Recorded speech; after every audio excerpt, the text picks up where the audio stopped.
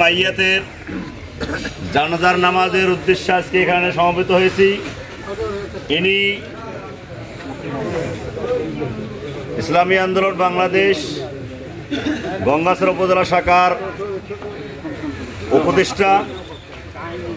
আপনারা জানেন ইনি ইসলামী আন্দোলন বাংলাদেশের রংপুর 1 আসনের এমপি প্রার্থী ছিলেন। সুবহানাল্লাহ। তিনি ইসলামী আন্দোলনের জন্য মুসলমানদের এই পণ্যভূমিতে ইসলামকে রাষ্ট্রীয়ভাবে বাস্তবায়নের জন্য তিনি জীবনের অনেক ত্যাগ স্বীকার করেছেন। আল্লাহ তাআলার আইনকে বাস্তবায়নের জন্য পারিবারিকভাবে, সামাজিকভাবে, রাষ্ট্রীয়ভাবে তিনি এই কার্যক্রমকে বেগবান করার লক্ষ্যে জীবনের প্রতিটি মুহূর্ত তেনার ফিকির ছিল। সুবহানাল্লাহ। আমরা তার জন্য দোয়া করার জন্য এসেছি। জানাজার নামাজে সবাই দোয়া করব, এবং যেহেতু তিনি পূর্বীণ মানুষ, তার চলাফেরা করতে যদি ভুল ত্রুটি হয় আমি তার পক্ষ থেকে ক্ষমা প্রার্থনা চাচ্ছি। সবাই তাকে নিজ গুণে ক্ষমা করে দিবেন। সবাই বলে আলহামদুলিল্লাহ।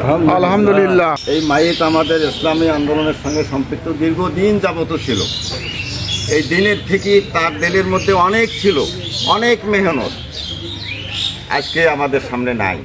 যাই হোক, ওনার রেখে দেওয়া যে সমস্ত কাজ আপনারা সকলেই দোয়া করেন আমরা যেন চালিয়ে যেতে পারি। এই আল্লাহর জমিনে আল্লাহর দ্বীনকে যেন আমরা প্রতিষ্ঠা করতে পারি। আল্লাহুম্মা আমিন। আমি বেশি কিছু বলবো না, ওনার জন্য সকলেই আমরা দোয়া করব। ওনার চলতে ক্ষেত্রে যদি কোনো রকমের ভুল ত্রুটি হয়ে থাকে ক্ষমার দৃষ্টিতে দেখবেন, কারণ আমি যদি একজনকে ক্ষমা করি না দিয়ে আমিও তো আরেকজনকার কাছে ক্ষমা পাওয়ার যোগ্য নই। এই জন্য মুসলমানের ক্ষমা করি দেওয়াটাই উচিত। এই বলে আমার সংক্ষিপ্ত আলোচনা আমি এখানেই শেষ করলাম। আমার বড় ভগ্নিপতি, আপনারা সবাই শুনলেন যে উনি ইসলামী আন্দোলনের সঙ্গে সম্পৃক্ত ছিলেন, আর উনি একজন ইমাম ছিলেন। বেশ কিছু মসজিদে উন্নতি করেছেন। দুর্ভাগ্যবশত উনি সাইকেলে একটা পুল পার হওয়ার ছোট্ট পুল পার হওয়ার সময় হঠাৎ করে পড়ে গিয়ে তার পা হয়ে যায়, পাটা সম্পূর্ণ ডান পাশটা তাড়িতে হয়ে যাওয়ার পরে তখন থেকে আর উনি ইমামতি করতে পারেন না। আর উনি একজন ওয়াইজিনও ছিলেন। এই যে বিভিন্ন জায়গায় বিভিন্ন উনি সম্পৃক্ত থাকার কারণে ওনার যদি কোনো প্রকার ভুল ত্রুটি হয়ে থাকে আমি তার সেনের শ্যালক হিসাবে আপনাদের কাছে ক্ষমা চাচ্ছি। আর ওনার রেখে যাওয়ার 3 সন্তান আছেন, আপনারা ওনাদের জন্য দোয়া করবেন। আসসালামু আলাইকুম।